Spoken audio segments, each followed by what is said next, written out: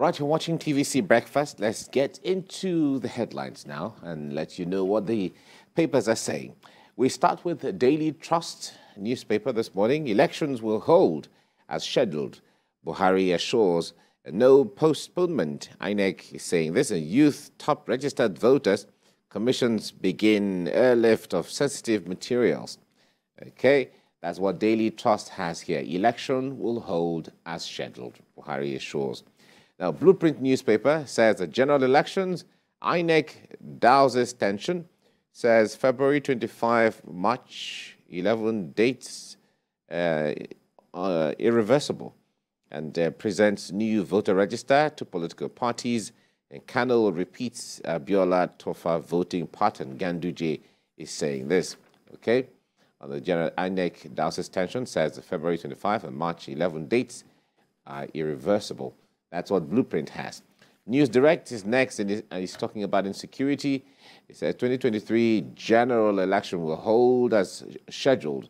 INEC defies fears and says no adjustment to timetable postponement of polls. We have been assured by security forces. Yakubu is saying this. That's the Professor Mahmood Yakubu, the INEC chairman. And as Autumn appeals for extension in collection of PVCs. Samuel Otom is the governor of Benue State. Now, from there, let's go to First News. It says, no plans to postpone 2023 elections. INEC is saying this. No plans to postpone 2023 elections. INEC is saying this, all right? These are the headlines I have here. Kemi. Yes, Daily Times is next. Still on the 2023 elections, well, INEC chairman reiterates its position, saying it will hold as scheduled and presents voters register to political parties.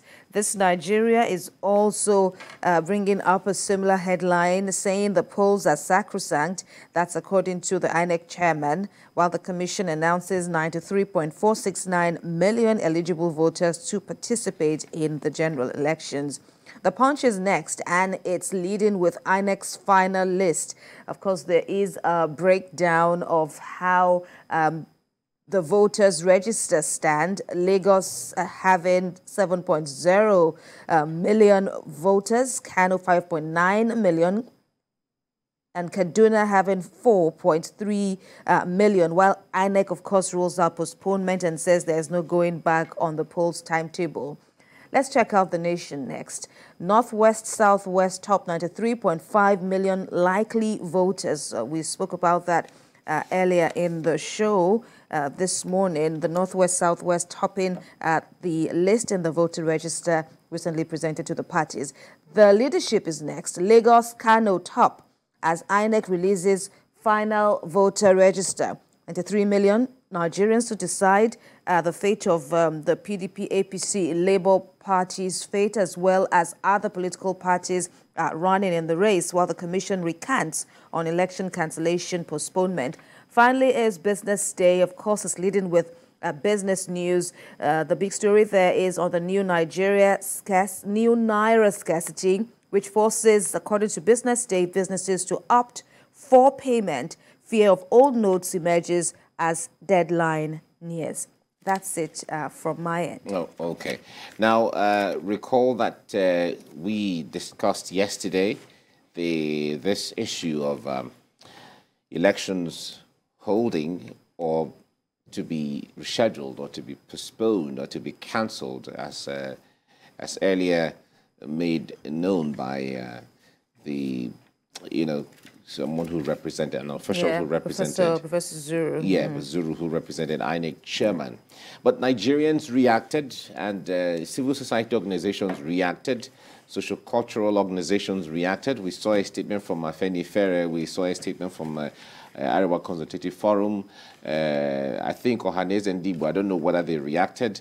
The Middle Belt Forum, they all reacted, civil society organizations talking about the issue. This election needs to hold, and government has to do everything they can to support INEC to hold elections. INEC, recall we had the INEC Commissioner for Voter Education here sometime before Christmas, sometime last month, and he said that if the attack on INEC facility and INEC offices continue this way, it might negatively impact on the election, on how the election is going to go. And when Professor Zuru came up with that on Monday, a lot of people were concerned. However, from the reaction of Nigerians, it seemed that INEC had to go back to the drawing board as a way of letting Nigerians know, don't worry, elections will hold as scheduled. Absolutely. And Professor Sokoye, who has been, having several engagements with the media, had also alluded to the fact that the Constitution is clear as to, if and when, if we ever have to get to that point of postponing elections. But then he said there could be some form of crisis, especially in this particular polls, if we get to that point. Of course, I think that was what Professor Zuru was trying to happen, even though Professor Mahmood Yakubu now has said whatever position that was earlier publicized about the possibility of the polls being suspended isn't the official position of INEC, and saying, just like the federal government had said only a few days ago in response to Professor Zuru's comments, that there indeed is no going back. And I think it's a welcome development, because if I recall what you said yesterday, that we've gone too far. The elections should hold. Exactly. But of course, this latest position of INEC didn't come without some assurances, according to Professor Yakubu, by security agencies that they are indeed on top of their game, and they would ensure that the entire polity is safe, to ensure credible polls during this season. Because even our friends abroad, nations abroad, the U.S. in particular, had already expressed fears. I think it was in Punch this morning, expressing fears about, the heightened tensions across the country, which for them is a cause of concern, and, could, kind of, scatter all the arrangements that have been made. And according to Professor Yakubu, he says that never in the history of Nigeria's history have we had, so much done already, about 40-something days to the polls. Now, that has never happened in Nigeria's recent history, that, so much in terms of planning, in terms of, actual timelines. All the preparation. So much has gone down. And of course, we also spoke earlier that so much money have been, expended, ahead of this poll. So we can, I guess, run with this latest directive from INEC that there is indeed no going back. Yeah. The situation where election will not hold has to be obviously postponed on the ground of security. And the Constitution, I was trying to get that from the Constitution yesterday. I didn't get it right yesterday, but I had to get it right today. Section 135, subsection 3, gives the powers to the president to not hold election if the nation is at war, or in a situation where there is a natural disaster to the level where it's going to impact on the general election, and it affects the major part of the country in that regard. But the point there, this is not the situation right here. We only have issues of insecurity here and there, of course, yes. And with the way the timetable is, there can be arrangement on the ground where a region, either a geopolitical zone or a state, is not conducive or is not convenient to hold election in such a state or in such a region. It can be rescheduled a little bit to still fit into the timetable, and then election can be held in those areas. So the point there is the issue of postponing election on the ground of security, based on the provision of the Constitution and looking at the realities. Of course, the realities are there, the challenges are there, but it has not gotten to the level where election has to be cancelled on the ground. We are either at war, or there's a national disaster, or the security is so obvious that elections cannot hold. We haven't gotten to that level yet. So as it is right now, this assurance is very important, because it gives confidence to Nigerians that elections will hold.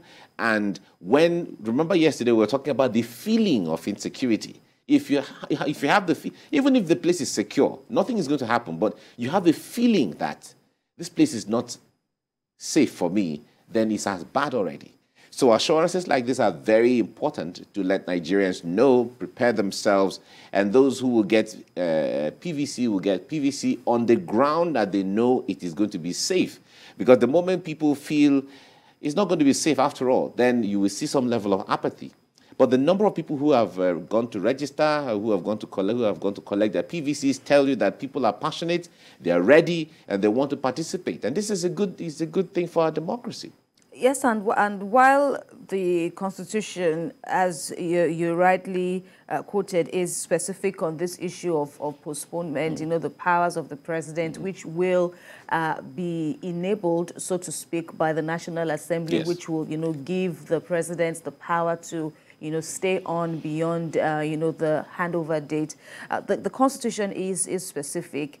Yes, and then, of course, with the Electoral Act as amended, which also goes on to say that there must be cogent reasons for INEC, the commission, of course, enabled by law to, manage elections. There must be cogent. That is also, very specific. And, words carry a lot of weight, especially now. So the issue of war, how do you want to explain exactly. a war scenario now to warrant, postponement of or cancellation of the polls? But I think INEC also, needs, in addition to the security agencies and all the other partners, they also need to assuage concerns, because people also need, like you said, to feel safe. And the realities are on ground. They may not be as enormous, as to warrant cancellation. And of course, there's also room for, some areas, maybe not the majority areas. There's also room in the law for some areas now to be tweaked a little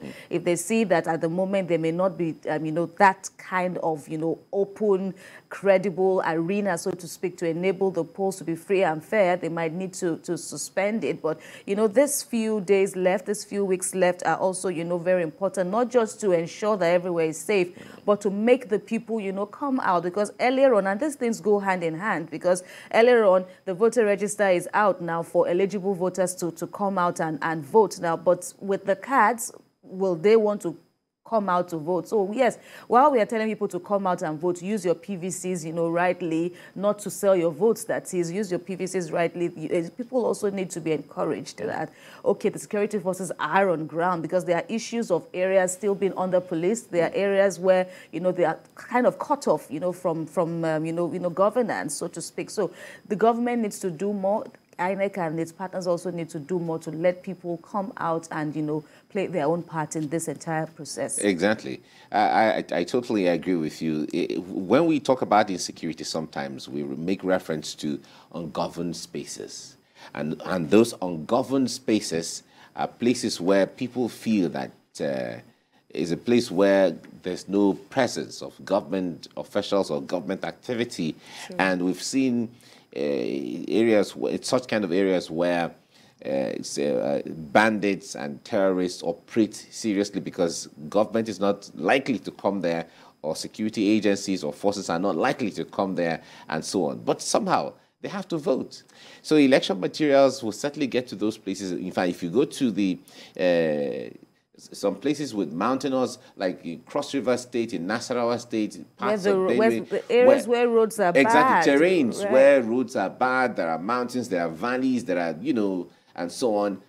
Election materials have to get there. If you go to the south, areas where there are rivers and water bodies and so on, of course, you have to get materials to those kind of places where you are using boats to cross, and so on. We've seen instances where, in the past, where there were reports of boat mishaps and the election materials get destroyed and so on. So all of these things are things that INEC will look at ahead of time this year to ensure that one way or the other, people don't get, election materials don't get destroyed on the way to their destination, and then also the personnel from ad hoc INEC staff and even ad hoc staff. Right. You know. I think you can't even say that enough. That is also important because while we're talking about the people, you know, INEC's personnel is also is also crucial.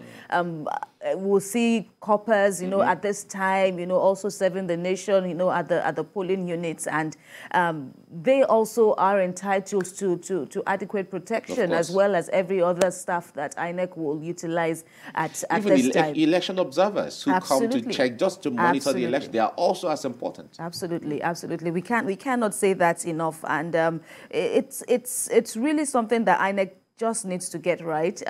Kudos to them in the staggered elections, but of course, you know, and the fact that we also said earlier on that you know, this is an epic, a really, really unique, unprecedented kind of election. Look, the numbers are, you know, are already saying as much, even though we cannot say it's over yet because, you know, there's still so much to do. Parties are still doing their best to woo everyone, and I think this time it just keeps getting, you know, more and more intense, and we are yet to see the end of the entire electioneering process. All right. Well, it's going to be interesting as people get more involved in the process and so on. So we look forward to how these things will pan out in the coming days.